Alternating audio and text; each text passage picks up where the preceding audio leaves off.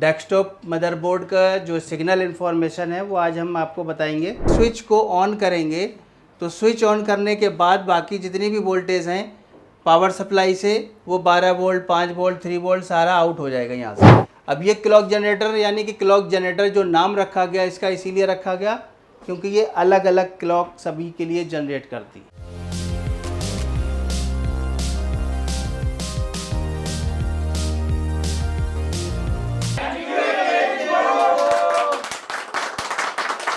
Hello friends, AK info YouTube channel पे आपका स्वागत है। और आज डेस्कटॉप मदरबोर्ड का जो सिग्नल इन्फॉर्मेशन है वो आज हम आपको बताएंगे कि किस तरीके से डेस्कटॉप मदरबोर्ड में सिग्नल किस तरीके से ICU में इन होता है, किस तरीके से आउट होता है और किस किस सिग्नल का क्या काम होता है। तो आज ये शुरू कर देते हैं। आज ये सबसे पहले तो डेस्कटॉप के मदरबोर्ड में आपका 20 पिन का जो कनेक्टर होता है, तो SMPS में आपकी जो पावर सप्लाई होती है जब तक हम स्विच को ऑन नहीं करते हैं तब तक बाकी वोल्टेज आउटपुट नहीं मिलता है। हमको क्या करना होता है, सबसे पहले जो SMPS से हम 220 वोल्ट कनेक्ट करते हैं तो उस कंडीशन में सबसे पहले क्या होता है कि 5 वोल्ट स्टैंड बाई और PS ऑन वोल्टेज यहाँ से आउट होता है। तो 5 वोल्ट स्टैंड बाई क्या है? 5 वोल्ट स्टैंड बाई जो सप्लाई है सबसे पहले रेगुलेटर लगे होते हैं यहाँ पर, तो रेगुलेटर के थ्रू IO कंट्रोलर IC को यहाँ से वोल्टेज मिलता है। अब रेगुलेटर में जो इनपुट मिलेगा वो कितना होगा?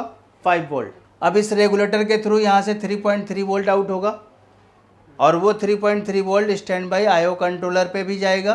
अब IO कंट्रोलर के साथ साथ आपका PCH यानी ICH लगा हुआ है, तो ICH पे अगर PCH लगा है तो PCH पे जाएगा। तो यहाँ पर जो सबसे पहले जो सिग्नल आउट हुआ, सिग्नल का मतलब हो गया PS ऑन। PS ऑन क्या है? Power supply on. तो PS ऑन सिग्नल जो आपका आता है 20 पिन के कनेक्टर में आप देखेंगे तो ग्रीन कलर का वायर होता है, तो ग्रीन कलर के जो वायर में होता है वहाँ से PS ऑन सिग्नल आउट होता है और ये दो वोल्टेज सबसे पहले आउट होंगी SMPS से, और जैसे ही आउट होंगी तो ये सिग्नल दोनों यहाँ पहुँचेंगे।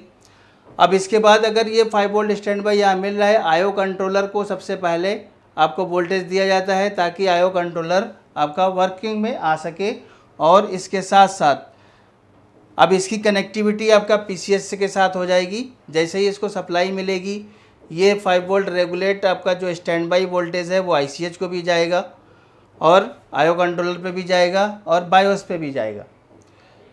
तो ये तीनों ICयाँ जब आपकी वर्किंग में होगी तो IO कंट्रोलर मेन है, तो IO कंट्रोलर जो आपका है वो ICH के साथ सिंक्रोनाइजेशन करेगा। तो ये सिंक्रोनाइजेशन होने के बाद फिर क्या होगा कि यहाँ से IO कंट्रोलर क्या करेगा, यहाँ से जो सिग्नल है वो सिग्नल यहाँ से भेजेगा। जब इसको जैसे ही वोल्टेज मिलेगा तो यहाँ से ये सिग्नल RSM रीसेट, ये रीसेट सिग्नल आएगा ICH पे। RSM रीसेट सिग्नल इसके पास इन होगा। अब ये इन्फॉर्मेशन IO कंट्रोलर की ICH के साथ सिंक्रोनाइजेशन हो जाएगा। यहाँ से जैसे ही हम पावर बटन यानी कि स्विच को ऑन करेंगे तो स्विच ऑन करने के बाद बाकी जितनी भी वोल्टेज हैं पावर सप्लाई से वो 12 वोल्ट, 5 वोल्ट, 3 वोल्ट सारा आउट हो जाएगा यहाँ से। तो जैसे ही आउट होगा, अब यहाँ पे क्या होगा कि जब IO कंट्रोलर की इन्फॉर्मेशन यहाँ से RSM रीसेट के सिग्नल के नाम से पहुँचेगी, फिर यहाँ पे जब आप स्विच ऑन करते हैं तो पावर ओके का सिग्नल यहाँ पे ICH पे जाएगा। पावर ओके यानी कि जो सप्लाई आउटपुट मिल रहा है वो सारा कुछ, या जैसे 3.3 वोल्ट आउटपुट मिल रहा है तो 5 वोल्ट स्टैंड बाई से वोल्टेज भी मिलेगा, PS ऑन सिग्नल भी जाएगा। अब इसके साथ साथ आपका जो 3.3 वोल्ट है वो भी वोल्टेज वहाँ पर पहुँचेगा। अब यहाँ से जो इन्फॉर्मेशन है वो ICH पे जाएगी। अब ICH क्या करेगा, तो पावर ओके के नाम से ये सिग्नल आ गया यहाँ पर ICH पे। तो पावर ओके से मतलब क्या होता है कि जितना भी जो भी वोल्टेज आउट हो रहा है वो क्लियर है सारा। अब यहाँ पर क्या होगा कि दो सिग्नल आपके ICH जो है क्या करेगा, पावर ओके जैसे ही इसको मिलेगा और RSM रीसेट सिग्नल मिलते ही दो सिग्नल यहाँ से जनरेट होंगे, एक SLP S4 और एक SLP S3। ये सिग्नल क्या काम करते हैं? SLP S4 और SLP S3। तो SLP S3 जो आपका होता है वो रैम सेक्शन को ऑपरेट करता है। तो रैम सेक्शन जैसे ही ऑपरेट होगा तो रैम की IC को जो सिग्नल मिलेगा यानी उसको हम इनेबल सिग्नल बोलेंगे। यहाँ से तो SLP S3 के नाम से जाएगा और वहाँ पे जब इन होगा तो वो इनेबल सिग्नल के नाम से इन होगा। तो जैसे ही ये इनेबल सिग्नल इन होगा आपके रैम IC एक्टिव हो जाएगी और रैम के लिए सप्लाई जनरेट कर देगी, यानी मॉसफेट जो लगे होते हैं, जो रेगुलेटर सर्किट बना हुआ है तो वो मॉसफेट के थ्रू क्या होगा, वहाँ पे वोल्टेज रेगुलेट होगी और रैम स्लॉट के लिए वोल्टेज आउट कर देगा। तो अब वहाँ पे रैम की स्लॉट जो भी आपका रैम लगा है 1 पॉइंट, अगर मान लीजिए DDR5 लगा, DDR4, 3, 2, 1, उसी के अकॉर्डिंग वोल्टेज आउट होगी। अभी जैसे यहाँ पे हमने DDR3 की रैम के अकॉर्डिंग 1.5 वोल्ट यहाँ पे दिया हुआ है, तो यहाँ पे DDR3 रैम लगी हुई है, 1.5 वोल्ट आउट हो रहा है यहाँ से। अब यहाँ पे रैम की वोल्टेज जब एक्टिव हो जाएगी रैम आईसी, तो यहाँ से 1.5 वोल्ट जो आउट होगा, यहाँ से भी एक रेगुलेटर लगेगा और ये रेगुलेटर लगने के बाद यहाँ पे क्या होगा, 1.1 वोल्ट, ये 1.1 वोल्ट CPU को भी जा रहा है और इसी को हम VTT वोल्टेज बोलते हैं। तो इसमें क्या होगा कि जैसे मान लीजिए रैम के अकॉर्डिंग रैम की जो हाफ वोल्टेज होती है वही वोल्टेज वहाँ पे आपको मिलेगी, ठीक है। तो ये 1.1 वोल्ट है जो आपका ये आपका सप्लाई मिल रहा है GMCH को और CPU को। तो ये इन्फॉर्मेशन क्या होगा, CPU के पास भी आ गई, GMCH के पास भी आ गई रैम की। इसके बाद जो तीसरा सेक्शन आपका है वो आपका है यानी कि S4 आपका जो सिग्नल मिल रहा है, S4 सिग्नल जो आपका होता है ये होता है कोर सेक्शन के लिए। तो यहाँ से VTT यानी यहाँ से VR ऑन सिग्नल यहीं से जनरेट करके VR on signal corps IC को दे दिया गया, यानी ये भी इनेबल सिग्नल ही आ रहा है, ठीक है।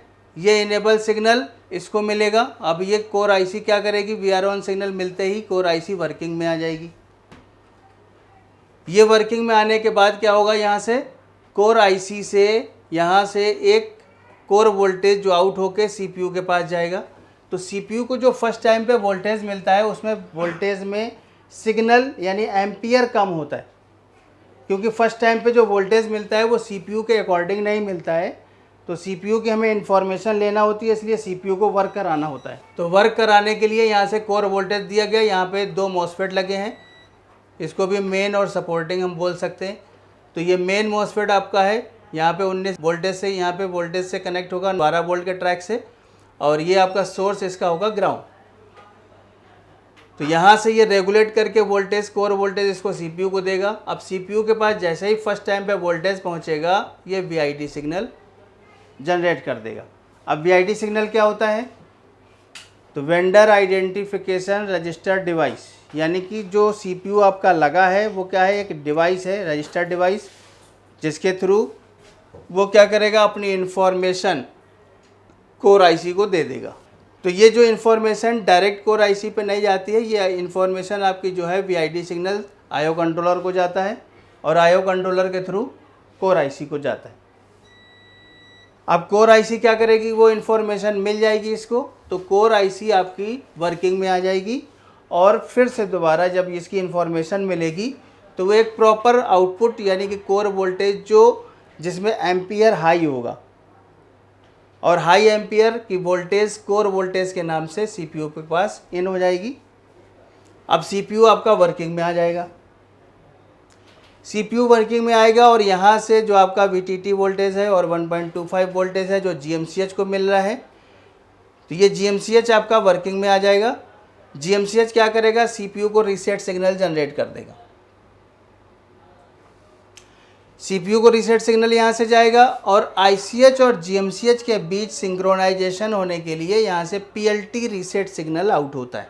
अगर GMCH और PCH दोनों एक साथ इनबिल्ड हैं तो ये सिग्नल सीधा कहाँ आएगा, PCH पे, और PCH के साथ साथ आपका PLT रीसेट CPU को भी जाएगा, ठीक है। यहाँ से जो आउट हुआ ये सिग्नल IO कंट्रोलर पे भी जाएगा और यहीं से CPU को भी जाएगा PLT रीसेट। तो जितने भी रीसेट सिग्नल हैं, तो रीसेट करने का मतलब है कि जितनी भी आपकी डिवाइस है वर्किंग में वो रेडी हो जाए काम करने के लिए। तो जिस तरीके से मान लीजिए आपका कीबोर्ड लगा हुआ है तो कीबोर्ड के लिए रीसेट होगा, PCI स्लॉट लगा है तो PCI के लिए रीसेट होगा, PCI एक्सप्रेस लगा है तो PCI एक्सप्रेस यानी कि स्लॉट वहाँ से भी आपका IO कंट्रोलर के थ्रू रीसेट सिग्नल मिलेगा। तो यहाँ से ये रीसेट सिग्नल जब ये सारी मिल जाएंगे सिग्नल, तो यहाँ से आपका क्या होगा, CPU power good signal ICH से CPU को पहुँच जाएगा। तो पावर गुड से मतलब हो गया कि इधर की जो भी इंफॉर्मेशन इसके पास आई वो पावर गुड के नाम से यहाँ से CPU को पहुँच गई। अब CPU समझ गया आपका कि यहाँ से पावर ओके है, ICH आपका प्रॉपर वर्किंग में है, काम कर रहा है। अब यहाँ से क्या होगा, यहाँ से जो VRM IC आपकी है, तो VRM IC जब वर्किंग में होगी तो कंप्लीट इसकी कंप्लीट वर्किंग यानी इसकी जो बाइसिंग हो जाएगी वो कंप्लीट होने के बाद ये पावर गुड के नाम से सिग्नल ICH को भी दे देगा। यानी ये अपनी इंफॉर्मेशन ICH को दे रहा है कि इधर का पावर ओके है, तो पावर गुड मतलब पावर ठीक है, तो वो सिग्नल आ गया यहाँ पर। अब ICH एक और सिग्नल जनरेट कर रहा है, वो जो रैम का सिग्नल आउट होता है तो उसको बोलते हैं हम DRAM रीसेट या DRAM ओके। तो DRAM ओके या DRAM रीसेट ये भी इंफॉर्मेशन CPU के पास जाती है। तो ये रैम का जो सिग्नल आउट होके CPU के पास जाएगा। अब यहाँ से क्या होगा, ये CPU आपका DRAM रीसेट सिग्नल आउट कर देगा जो रैम के स्लॉट पे चला जाएगा। अब वहाँ पे रैम के स्लॉट में अगर DDR3 है तो 3 के अकॉर्डिंग हम चेक कर लेंगे, ठीक है। तो वहाँ पे उसके पिन नंबर उसके स्लॉट पे हम वहाँ से रीसेट सिग्नल चेक कर सकते हैं। तो जो भी रैम लगी है DDR3 DDR2 जो भी वोल्टेज यहाँ पे आप देख रहे हैं, तो DRAM रीसेट के नाम से जो वोल्टेज जाएगा वही वोल्टेज वहाँ पे मिलना चाहिए। तो अगर वो वोल्टेज आ रहा है तो रैम ओके है। अब देखिए यहाँ पे सारी इन्फॉर्मेशन कंप्लीट हो गई। यहाँ से IO कंट्रोलर की जो बायोस से कनेक्टिविटी होती है वो भी कंप्लीट हो गई, तभी यहाँ से आपका ये RSM रीसेट सिग्नल आउट हुआ। अब ये सब चीज़ें कंप्लीट होने के बाद क्या करेगा CPU की सिंक्रोनाइजेशन है वो आपका GMCH के साथ कनेक्टिविटी हो जाएगी FSB। तो ये यहाँ से डाटा ट्रांसफ़र का काम होगा, ठीक है, क्योंकि GMCH और CPU की आपस में कनेक्टिविटी होती है। तो GMCH क्या करेगा, अपना जो भी डेटा है जो CPU को देना है रीड करता है, हार्डवेयर को रीड करता है, तो जितनी भी इंफॉर्मेशन है वो सारी इंफॉर्मेशन CPU को यहाँ से जाएगी। अब CPU क्या करेगा, यहाँ से GMCH का भी रीसेट सिग्नल यहाँ पे जा रहा है और ICH का भी जा रहा है, जो तो जितने भी आपके सब जितनी भी डिवाइसेस होती हैं सभी को रीसेट सिग्नल जाता है। अब यहाँ पे क्या होगा कि यहाँ पे जो आपका CPU लगा है तो CPU इसी FSB के थ्रू यहाँ पे एक सिग्नल जनरेट करेगा जो GMCH से ICH से होता हुआ IO कंट्रोलर पे आएगा, जिस सिग्नल का नाम है फ्रेम। ये फ्रेम सिग्नल बता रहा है कि जो CPU आपकी इंफॉर्मेशन ले रहा है, तो CPU को जो वर्क कराने का काम करता है वो बायोस होता है। तो ये फ्रेम सिग्नल IO के पास आया है, ये अब अपना इंफॉर्मेशन बायोस से लेगा कि हमें क्या काम करना है, क्योंकि जैसे ही आप स्विच ऑन करते हो तो पोस्ट सिग्नल जनरेट होता है, बायोस के थ्रू ही होता है। तो पोस्ट का मतलब क्या हुआ, पावर ऑन सेल्फ टेस्ट। तो जितनी भी आपकी डिवाइसेस लगी हैं सबकी इंफॉर्मेशन कहाँ जा रही, CPU के पास। तो ये जब इंफॉर्मेशन CPU के पास जाती है तो CPU आपका वर्किंग में आ जाता है और हार्डवेयर को डिटेक्शन शुरू कर देता है। तो इसीलिए ये सबसे लास्ट में जो सिग्नल आ रहा है फ्रेम सिग्नल, ये फ्रेम सिग्नल IO कंट्रोलर पे मिलेगा। अब IO कंट्रोलर यानी कि बायोस से उसकी कनेक्टिविटी है IO कंट्रोलर की, तो यहाँ से CPU को अपना जो वर्क करना है वो इन्फॉर्मेशन यहाँ से मिल जाएगी और CPU अपना काम स्टार्ट कर देगा। CPU काम स्टार्ट करने के बाद क्या होगा, यहाँ से एक काम और भी है जो क्लॉक IC लगी है आपकी। तो ये क्लॉक IC कुछ बोर्डों में इनबिल्ट रहती है और कुछ बोर्डों में नहीं भी रहती है, बाहर से रहती है। तो जो आप क्रिस्टल देख रहे हो तो क्रिस्टल 14.318 मेगाहर्ट्ज़ का क्रिस्टल लगा होगा, जिससे आप आइडेंटिफाई कर सकते हैं कि ये क्लॉक IC है। तो ये क्लॉक IC क्या काम कर रही है, कोर से IC जो आपकी है यहाँ से एक सिग्नल इसको जनरेट होता है, पावर गुड के नाम से ही होगा। तो ये क्लॉक IC इन्फॉर्मेशन अपनी समझ जाएगी, यानी कि ये इसको इन्फॉर्म कर रही है कि अब आप क्लॉक जनरेट कर सकते हो। तो यहाँ से ये सबके लिए क्लॉक जनरेट हो जाएगी। अब ये क्लॉक जनरेटर यानी कि क्लॉक जनरेटर जो नाम रखा गया इसका इसीलिए रखा गया क्योंकि ये अलग अलग क्लॉक सभी के लिए जनरेट करती है क्रिस्टल की हेल्प से। तो यहाँ से ये क्लॉक जनरेट होगा। अब ये क्लॉक आपका IO पे भी जाएगा, GMCH, ICH, RAM slot, CPU सभी के पास ये क्लॉक जनरेट होकर पहुँचेगा। तब आपका जो डिस्प्ले है वो स्क्रीन पे आ जाएगा, आपका सिस्टम रेडी हो जाएगा। तो इस तरीके से ये डेस्कटॉप आपने देखा कि डेस्कटॉप आपका किस तरीके से वर्क करता है और इसमें कौन कौन से सिग्नल आते हैं, किस तरीके से काम करता है। इस तरीके के नए नए वीडियो आपको और भी मिलते रहेंगे आगे। तो इस चैनल को आप सब्सक्राइब करें, लाइक करें और आगे शेयर करें। Thank you.